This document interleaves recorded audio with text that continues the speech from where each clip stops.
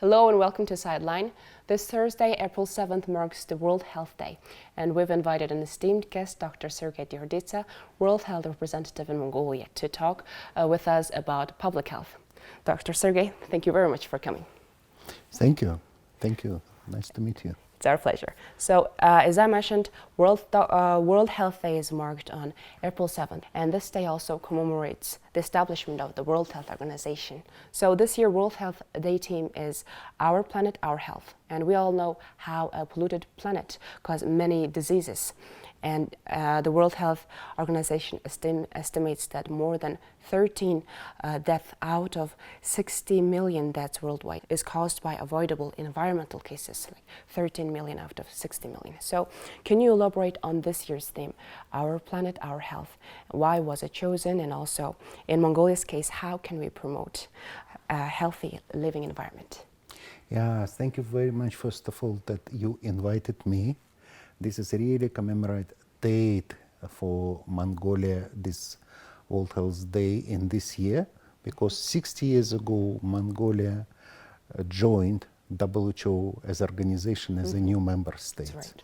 And since then, we are working very in a good collaboration with Mongolian government, particularly with the Ministry of Health, but also with other ministry, to improve health and prevent different health threat in Mongolia. And particularly this year, the theme of this World Health Day is related to reduce environmental risk for the health. Because as you say, more than 13 million deaths in the world are related to environmental risk. And it's true. For example, because you know about the climate change, and climate change usually is accompanied by different very extreme weather condition, soil degradation, scarce of water resources, poor waste management that themselves alone or together displace populations and influence badly on their health conditions. Exactly. But all this can be prevented, and now World Health Organization is really thinking how to focus on the bring attention of all government that we need to save our planet. We need to, and by saving our planet, we are saving also the health of the people. But at the same time, we are initiating global movement toward this focus of the community's well-being. And this is what is the main reason this World Health, this theme, Our Planet, Our Health, was selected. And I'm very glad that today Ministry of Health working with other ministers to involve them in preparation of celebration this day, and also we hope with the highest level of the governmental leadership of your country leaders, we can move this together and bring real changes in the saving the Mongolia and Mongolia land to be healthy for in the future for Mongolian people. Thank you. So it's really great to hear the meaning of the motto and how the WHO member countries are going to join hands to avoid the diseases and risks due to environmental causes. So you worked in Ethiopia, Bangladesh and other South Asian countries during your career before you started working in Mongolia. And you've successfully led lots of major immunization campaigns, for example, measles and polio. So adding on the topic of communicable diseases, Mongolia has recently started administering HPV vaccines to girls for the first time. And these vaccines are being offered because the virus causes 95% of cervical cancer. However, these vaccines are effective. There are also like people who are always against vaccination. So what would you say causes vaccine hesitancy, and how do you guarantee that the vaccines are actually safe and necessary? Yeah, thank you for this question. It's really true that by my background, I'm virologist, and due to my background, when I joined WHO, I work in many countries, mostly on the immunization program. Yes. You mentioned polio eradication. Very successful program. Measles. It's not only very successful, but it's most cost effective. The first what we want to do is bring vaccines to the people. And you mentioned that somehow there is a vaccine hesitancy. Yes, we know about it, and we don't blame those who are saying against vaccine. We are working with them because and also we work with all people of the country to explain benefits of the vaccine, because vaccines are really save lives. Vaccines are really public goods. Vaccines what all government are ready to invest, and I appreciate particularly program in Mongolia. It's one of the successful programs in immunization program in our region. Many ministers who work in Mongolia during this period of time contributed to this. And when I came here, I was thinking what I can contribute personally as WHO representative and also as WR. And I think one of the, you mentioned this vaccine, human papillomavirus vaccine, which is very, very important vaccine, which can save many, many of lives. Basically, this vaccine, not ultimate, but it's one of the main strategies to prevent cervical cancer. For prevention of cervical cancer, it is not only one strategy, because for prevention of cervical cancer, it's very important for women periodically make medical examination to look to their condition, to the timely some pre-cancerous conditions, precancerous changes in their body. But vaccination is the most cost-effective. If this vaccine is given to the girls before they become married, this vaccine is already proven can prevent in the greatest extent any possible those precancerous conditions which finally can lead to the cervical cancer. And is it totally avoidable? It's totally avoidable, absolutely right. And this is why I think I put a lot of my personal attention to support different study, to support different scientific group discussion. And finally, Mongolian government made the decision as part of the National Cancer Prevention Plan to introduce this vaccine in the nearest future.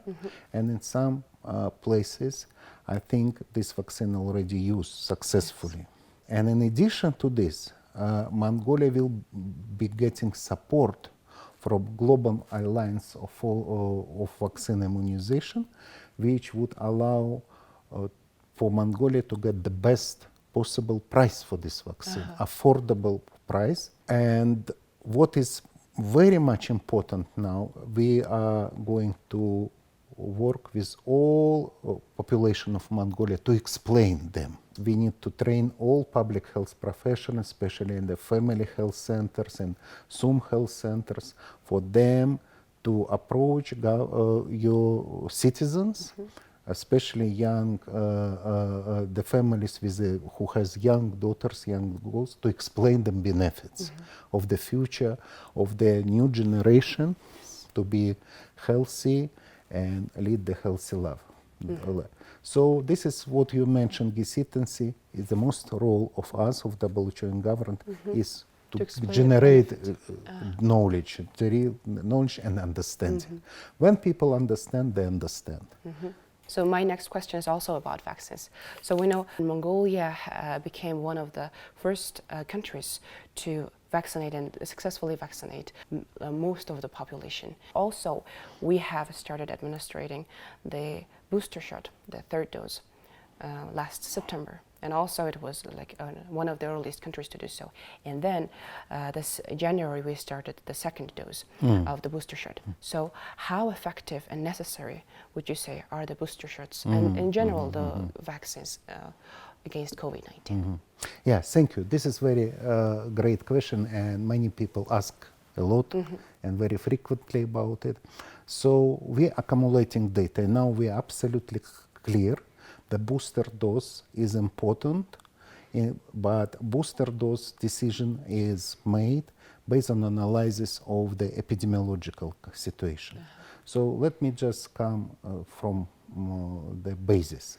So first of all, of course, I want to appreciate that Mongolia made very wise choice, Mongolian government very choice, that when they were receiving international support from such COVAX, yes, this is platform which is giving to vaccine access to all the countries, at least in 2021, to vaccinate at least 20% of vaccination. But Mongolian government mobilized so many their own resources plus also our donors. This was very timely because this vaccination allowed Mongolia to release those restrictions for population movement, to open gradually some businesses, and we started to revive the Mongolian economy. So this was very important decision. So originally, what WHO recommended is to vaccinate minimum 2 doses. It was shown that if person vaccinated with at least 1 dose, it's already the mortality due to COVID is reducing drastically. If it's vaccinated with 2 doses, it's even more. But you remember some people was asking, oh, I'm vaccinated but I'm sick again.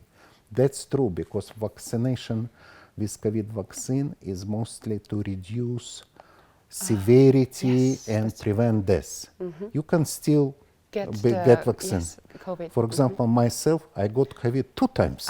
2 times. Even when you were Even vaccinated. I was vaccinated several times. But it times. were not severe those times. It was not severe, and it's again, I want to say that Mongolia, together with introducing a vaccine, under leadership of Ministry of Health and National Center of Communicable Diseases, HUSUD, they developed very good treatment protocol.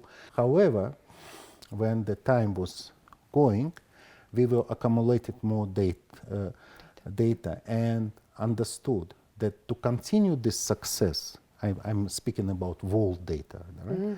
It would be good after first and second dose, if you still have ongoing transmission, to introduce booster dose.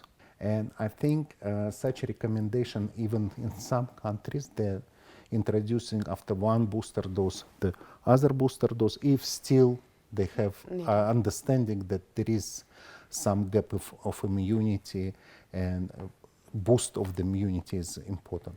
But Mongolia, I think what we are analyzing now really has very success of vaccination program, and we have full evidence that because of this vaccination program, we really manage to limit transmission. And this, of course, influence for the future course of pandemic in Mongolia, which you see now going down, down, and down. Yeah. We looking at the data, and daily cases are dropping, and we have not experienced any that's related to COVID-19 in several weeks, a few weeks. So we believe that the COVID-19 transmission is getting curbed, getting limited. But in contrast, the Director General of the World Health Organization said on March 9th that the COVID-19 pandemic is far from over, and that he was rather concerned about several countries drastically reducing testing. So he said that countries are reducing testing, so that's why the daily cases, the numbers of COVID-19 cases seem to be decreasing. And also Mongolia, as well as many other countries, have lifted lots of restrictions, COVID-19 restrictions, and those two statements from the World Health Director General and the governments are kind of against each other. So how would you explain the situation? I don't think they're against these statements are against each other. They're completely, I think I need to clarify. This is a statement we need to understand, because countries are absolutely different. Yes. For example, Mongolia is the country with very high level of vaccination, but it's not only like this.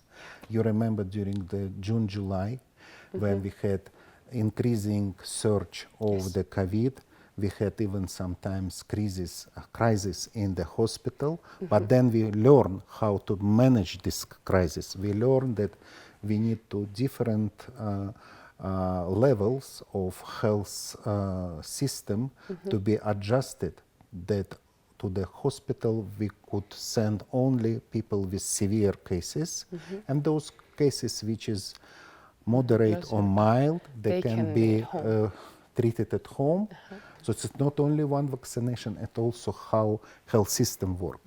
In addition, I think under leadership of the State Emergency Commission under Deputy Prime Minister Office, we developed some recommendation. You remember some businesses was closed, then they will reopen, then again maybe sometimes close. So we call it public health care measures. One of them, which is still very much relevant, it's wearing mask for all population in those close place and crowded place. It's very important to continue. So that is what I'm saying. Mongolia, in the way that they develop capacity to manage COVID incidents after incidents going down. But we understand that what Director General saying, that pandemic is not over. Pandemic is not over. Some of the countries, they demonstrated even increasing level of the outbreak, and this is usually due to some big part of the population that's still not vaccinated. That is why now we are still monitoring appearance and occurrence of new variants of virus. We have no still firm assurance that other new variants of concern will come, and they will not be with the higher severity, which can again increase the incidence in the countries, including Mongolia. But we hope that we will overcome it in the future, but game is not over. We still need to monitor. Yes. Thank you. Unfortunately, our time is coming to an end. And what final message do you have for our audience? Again, pandemic is not over. I wish, first of all, I wish to all people great health. And I'm very happy that we are on the eve of our World Health Day. I congratulate and encourage all people of Mongolia to make very healthy choices to prevent their life now, prevent their health in the future. Thank you, Dr. Sergey, for coming to the studio and talking to us on Sightline program dedicated to World Health Day. Thank you. Thank you. You watched Sightline. Our guest was Dr. Sergey Diorditsa, World Health Organization representative in Mongolia. Goodbye.